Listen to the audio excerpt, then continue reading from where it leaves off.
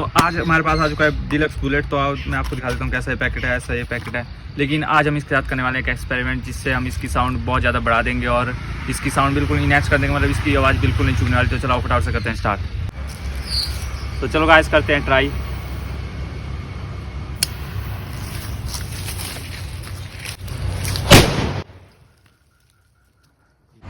तो भाई लोग बहुत जोर का है पटाखा हुआ और मेरे तो कान सुनोगे, कैमरामैन के भी कान सुनोगे। इसको तो हॉस्पिटल लेके अभी नया कैमरामैन पकड़ के लाए हैं। तो चलो मिलते हैं किसी और मजेदार वीडियो में, तब तक के लिए बाय।